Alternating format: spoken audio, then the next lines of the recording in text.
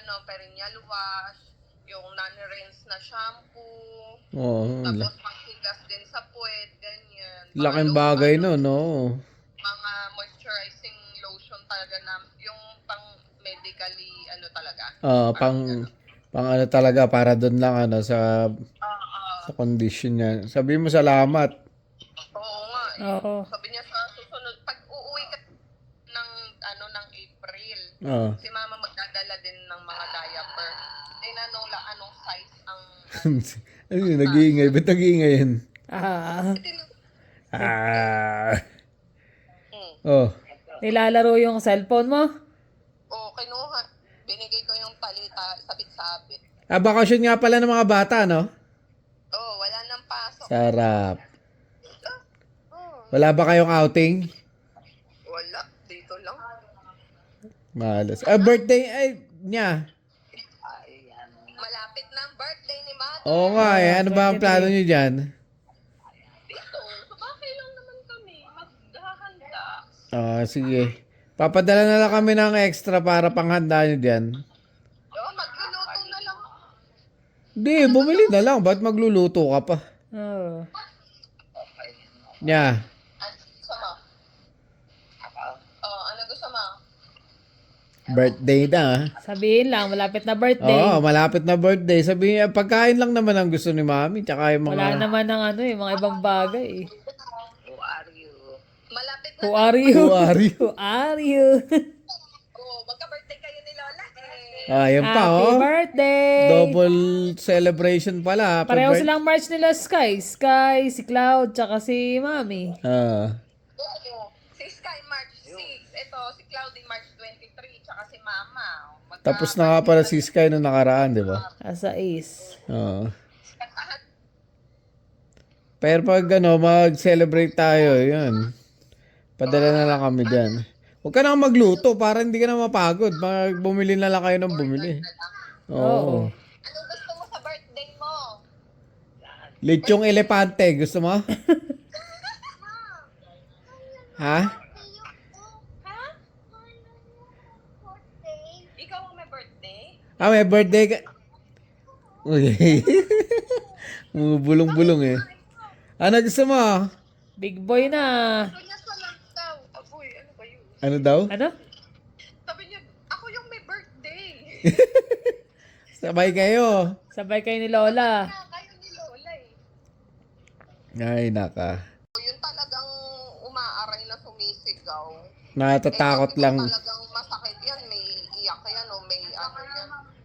Parang nalulula. Maliligo ata si Mami eh. Maliligo na. Hatakin namin pala. Ano siya?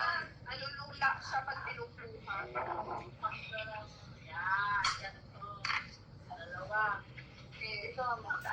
Bigat din yan ni Mami. Oo, syempre. Ayun, nahawak na yung kamay niya. Hinawakan na yung kamay niya. Alam na eh. Anong gagawin niyo? Alam na. Maliligo ka na. Oh. Ayaw niya ng Putot. Ang kulit ni Mami eh. Diyan ang mga apo eh. Masaya. Alam mo, masaya siya eh. Pero nung before pa nung bago mga-aksidente, natatakot talaga ako pag naglalakad siya eh. Kasi Parang mabubuwal eh. Parang natatabingi eh. No? Oo. 25? Anong gagawin mo sa 25? Ikaw? Birthday niya. Naman kita ng 300. Ay, bibigyan Bibigyan mo. Ba, Mamibigyan. maraming pera. Dami. Maraming pera to ah. Teka, isip siya. Well, Nagkukumpit. nagko-compute ko na rin. Anong number mo? I-send mo na lang. Gcash na lang daw, Gcash. Number 1. Ha? Number 1. I-Gcash na lang daw, kaya hiningi yung number mo. Buisit daw ako. Ay, naka. Gusto mo mag-blow ng Nagpa-practice ba ng blow yun? Ng candle? Umuha. Ayan, bago yan ah. tura, oh. Ang ginagawa mo? Tulog na. Mag-iihi. Ang Kulit ulit eh. Gawa ni mama. Eh, nako.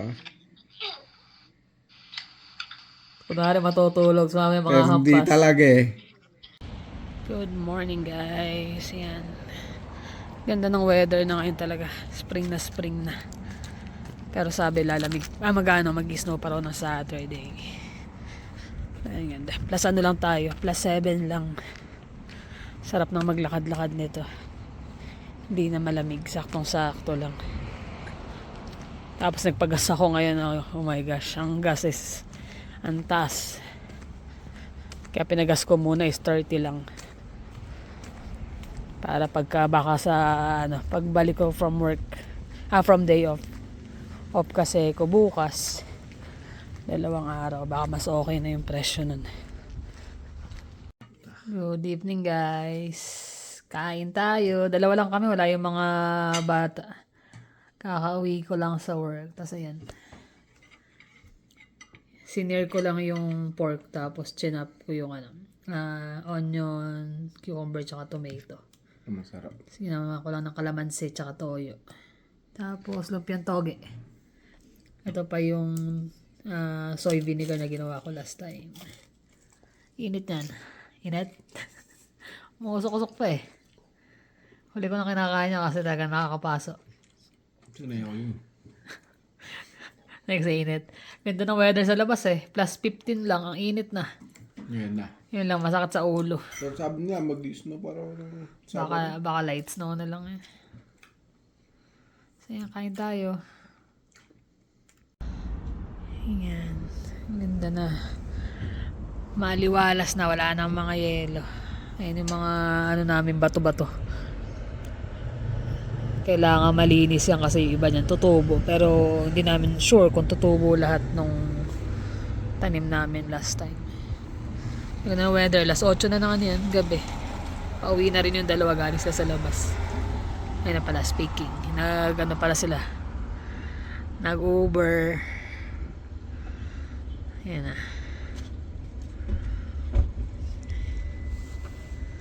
Namili ng mga pangbenta niya sa sa August din bukas.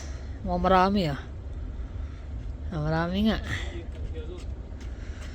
Kita sila galing sa dami niya na. Mag-iinom daw si Kuya. Nilagay sa lagyan ng alak yung puro Pokemon lahat yan? Magic cards. Magic cards. Kala ko Pokemon cards ang kukunin mo. Pambenta mo bukas. Yan yung 2. Saan kayo nagkita? Sa work na ni Kuya mo? Hindi na nakakita. Kailangan mo. Mahangin ba sa labas? Tingin mo mga buhok. Sabagay, mahangin naman talaga. Yes. Yan na. Gano'n ba karami? Kasama ka ba ni Kuya mo bukas? Magkano yung table mo ron?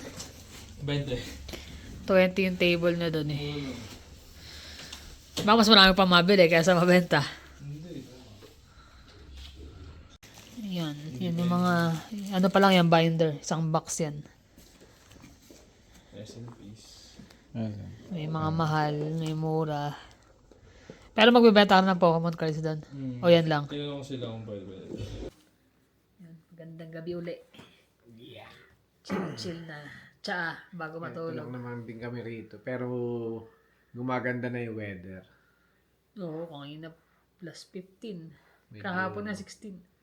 Nagkakaroon na ng Kaya lang, unti-unti na rin dumadagsa yung mga turista sa Oo nga eh. Lake Louise. Kaya nagpaplano na yung mga nagta-traffic na raw eh. Bukod sa sobrang traffic, talaga napakaraming tao pagdating ng summer. Lalo sa town ng Ban. Kasi kung tiga Calgary lang or some part ng malapit dito sa mga mountains yung pupunta doon, hindi magkakagano Hindi, na. dati na pumunta yun di eh. Diba?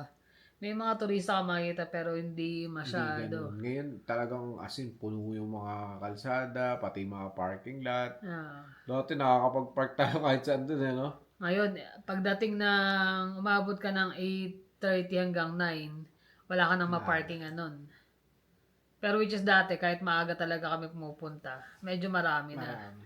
Kaya lang yung kahit agahan mo, kaya nga yung papunta ng mga Lake Louise, Ayun pala, in-update bus, nila. bus na, Moraine, Hindi ka na rin pwede basta mag-use ng mga kayak, mga kayak. paddleboard. Dati kasi pwede mong Pwede dalhin pa. sa sa Lake Louise at Ano saka yun? sa Lake Minnewanka, Lake Minnewanka, Moraine. Bow Lake. Bow Lake, maganda doon.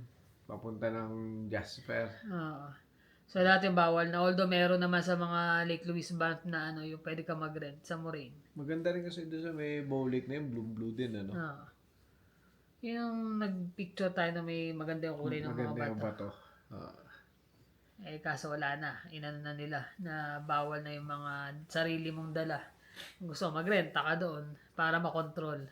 Kasi dati lahat the-drive, bit-bit ng kanya-kanya yun. Yun lang naman kasi yung mga libangan din, tsaka pantanggal ng ng stress, kumbaga.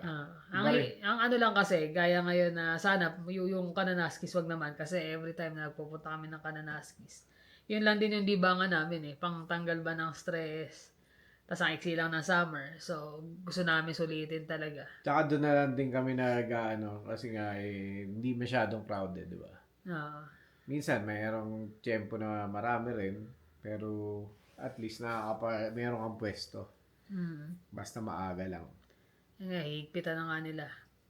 Bus nga, dati makakadrive ka anytime papuntang Moraine. Moraine, oo. Ngayon, kailangan mag-book ka na na Hindi na pala tayo makakabalik dun sa hinike natin dalawa dun. Tayo dalawa lang nag-hike dun. Kakatakot pa yung bunga dun Kasi Yung nakalagay, puro puno, tapos merong sign na may... beware of bear. Sabi ko, sure ba tayo rito? Sige, pwede, tuloy. Pagkat nasa dulo, siguro may nakasalubong kami, dalawa lang din. Yung Na magkasama. isang parang Japanese yung babae, no? Putya, sumakalok ng tubig doon Minum ng tubig doon sa lake mismong lake. Hindi naman lake, parang umaagos there. sa bagay. Kaya lang hindi risk yun. Nakakano pa rin yun kasi may mga namamatay na pag naluso Ayaw yun. doon sa kabila, di ba? Doon lahat ang punta nun. Diretso, yun nga, talaga malamig yun. Ang lamig. Sigurado Mainit ng araw na yun, ano? Kasagsagan ng summer nung punta natin nun Pero nakakamiss. Sana makapunta ulit tayo. Try namin siguro makapag-book siguro ng one time pabalik ng Moraine. Nakakamiss din sa Moraine. Ang ganda naman talaga. Hindi lang doon sa mismong lake na yun. Meron pa. Basta gagalugarin mo lang yun, ano? Pwede kaya tayo doon. Tapos mag-hike na lang tayo. Tapos pabalik maganda na lang ibang bus. O may bus number yun. Mag-hike tayo paket ng Moraine. Hindi, doon sa sa may Kala ko pinuntahan paket ng natin. Moraine Ilang kilometro. Pwede yun. Palagay ko wala pa rin nagpupunta masyado doon, no? Wala masyado. Kasi dadaan ka pa ng parang stream na maraming bato-bato Unless willing kang mabasa at saka kailangan ko. pwede. So try namin sa susunod sa summer siguro. Kung hindi magiging busy siya sa trabaho. Kasi Sabado lang naman kami pwede. Usually may mga pasok sila ng Saturday. Tsaka yung pala, nakachat din namin si Mami kagabi. Ayan, nakakatuwa at nadadalaw siya lagi nila ninat na nakahatira ng pagkain.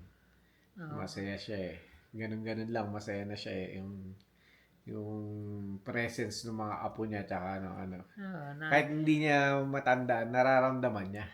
Nakikita mo sa mata niya. Pero yung mood niya talaga, iba-iba Maya-maya naiinis na, maya-maya masaya, tatawa.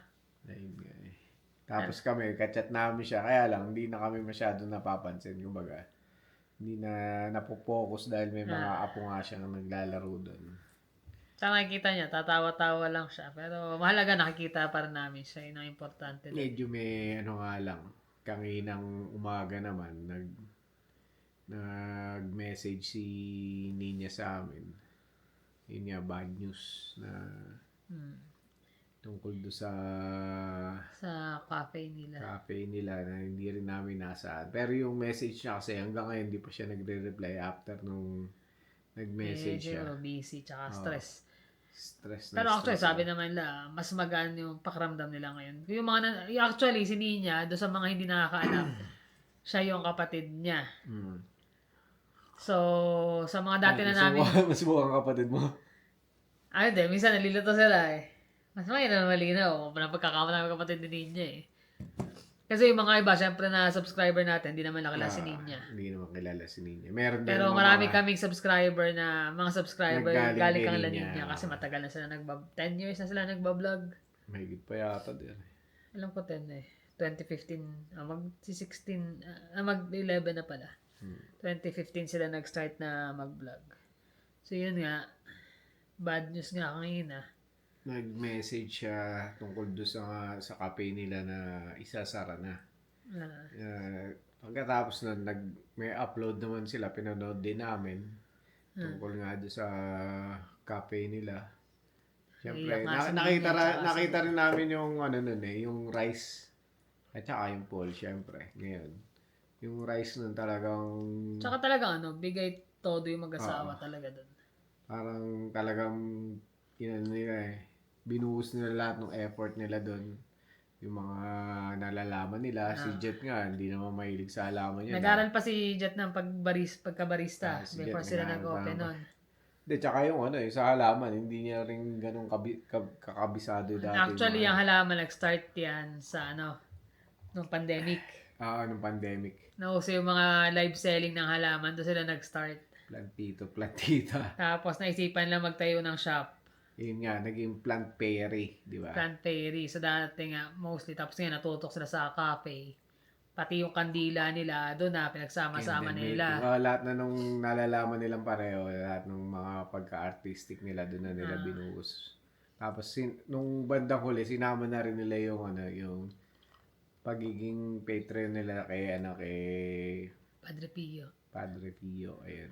So yun, nga sila ron. Talagang totok sila ron. Tsaka, baga daming luha, pagod din ang inabot nila ron.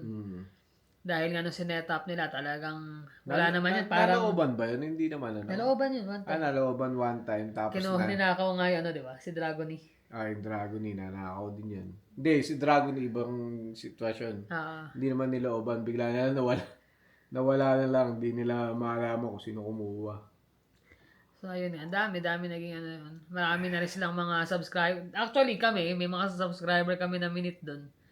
Umuwi kami ng 2018? 2023. 23 pala. Bago ako bago ako mag-opera. Na-operahan. So, sayang. Nakakapanghinayang. Pero, Kasi parang, na yun, part na ng buhay mo, tapos dadagdag pa ng livelihood mo. tapos may mga event pa sila ron. May mga sila, yung bridal shower, birthday, na kino-close nila na sila mismo nagluluto. Naalala ko pa nung time na nagbakasyon kami, nagtanong pa sila ng mga ideas sa pagkain doon. Ng magandang ilagay. Cozy din yung yung pwesto Cozy din. Tapos may Maliit lang sunroof. siya pero cozy dahil nga may halaman. Tapos may mahabang table. Actually, yung mahabang table na yun, bago na lang yun Customize. Dati parang puro stand ng plant yun no? Nung dumating yung time na bumalik na sa normal ang buhay, nawala na yung tatapos na yung pandemic, na unti-unti nang Mas more nagtutok sila sa coffee. Sa cafe nila. Coffee at mga arts nila, mga candle. Pero syempre, parang part na talaga ng buhay nila, everyday nila. Nakakalungkot din kasi syempre, di ba? Kapamilya mo yun No. Na ganun ang nangyayari. Natuwa kami noon nung nagbukas sila noon. Kasi Nga, maganda rin talagang magkaroon ng business na gano'n Kahit naman kami nangangarap din kami magka-business dati sa Pilipinas, di ba? Kaya lang, syempre, may mga hindi natin inaasahang pagkakataon. Tsaka ang business kasi kailangan makapag-evolve ka doon kailangan lagi may bago sa cycle ng ng mga bagong business, di ba? Kailangan meron ka rin pakulo na bago doon or Actually, maganda yung pwesto nila kasi busy yung kalsada na yun. At saka magiging busy dahil yung LRT Magbubukas station doon. ay magbubukas na. Kaya excited sila ron Kaya nga sabi natin nung huli natin pumunta doon, di ba? Ayos na, malapit na to Once na nagbukas yan, lalo na kayo magiging dyan. Di ba yung tinira natin sa may LRT rin yung taas nun, di ba? Oo. Kaya Pondo. tutusin, malapit. busy Magiging busy talaga. Kasi nga, malapit din sa lahat. So, anytime lang nakakapunta sila dahil malapit lang din sa bahay. Pero yun lang, nakakalungkot eh. Kailangan nilang isara. Pero syempre, doon sa mga nagtatanong, hindi naman namin pwedeng sagutin or ano, kung anong reason. Sila na yung Wala kaming rights doon na panghimasukan or sagutin. Kaya pasensya na kung hindi man ma-replyan. masabi yung Reason. kasagutan doon sa... Kasi marami nagtatanong din eh, na ano raw ba reason nung ano, nung pagsasara ng shop nila. Hindi namin pwedeng sabihin. Sila lang yung pwedeng sumagot nun. Bigyan natin sila ng konting privacy doon. Yeah, ang mahalaga doon ano sila. Kumbaga natanggap naman na nila at peace sila na alam nila may ano eh. Kapag sabi nga nila, di ba, pag may nagsara, merong pintong magbubukas. Paano nabanggit natin nung last vlog din? Doon sa mga kababayan natin na pauwi na ng Pilipinas or mapapauwi. Kagaya nga nila niya, sabi ko, hanggat maaari, di ba? Parang yung pauwi na isa, yung 42 years old na siya mag-start uli sa Pilipinas. Why not? Hindi naman applicable yung mga age dun eh. Wala namang pinipiling age, lalo na kung Nasa sa tao yun. Kung gusto mo talagang mag-business o mabuhay ng maayos eh. Nasa yun, wala sa edad yan. Tama. Siguro na lang din muna yun para mapahinga din muna sila na ano. May mga pagkakataon talaga na gano'n eh. Okay naman na sila eh. Kumbaga, syempre, kahit naman sino, maiiyak talaga sa ganung pagkakataon. Part yun eh. Part na yun, business mo. Para ka nawalan ng trabaho nun eh. Parang gano'n, di ba? Pag nawalan ka ng trabaho, mahirap. Kasi tumutulong sa ano mo yun eh. Sa pambabayad ng mga bills mo, mga pangangailangan mo, di ba? Na kahit tayo na isara, kailangan isara. Minsan na namin yung times na bumaba nga yung mga sales nila, nakikikwento rin nila. Kaya lang, meron din naman talagang bumabalik din naman talaga. So talaga nakikita niyo naman, nagbebenta sila pati mga Valentine's na dried na flowers. Pati yung yung logo si Mami. Yung pang-haplas. Haplos ba yan? Haplos.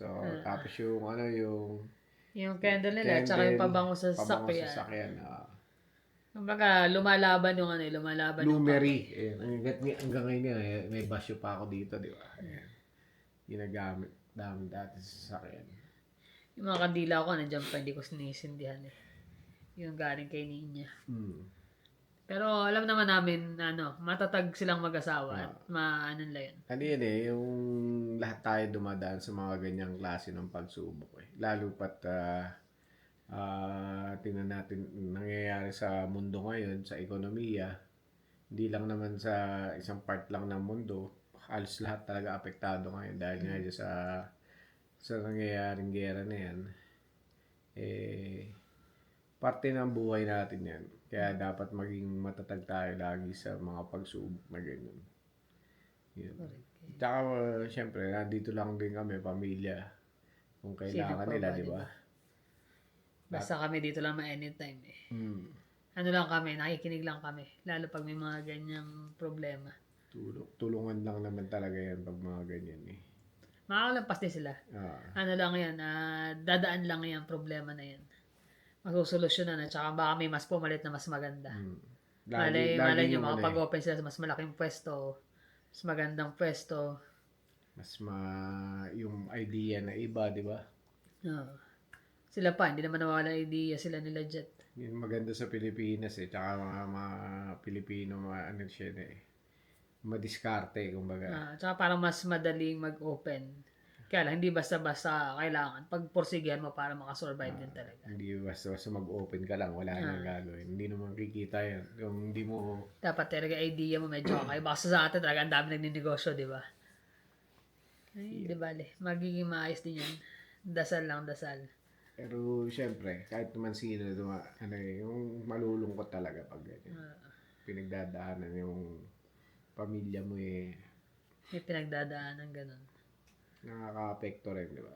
Naisip mo rin kung ano nga ba magandang solusyon para sa mga ganung bagay. Or kung ano may tutulong, di ba? Pero ano pa man, pag-pray namin na maging maayos lahat. Knowing sila pa na talagang religious talaga. Kaya at peace talaga din sila eh.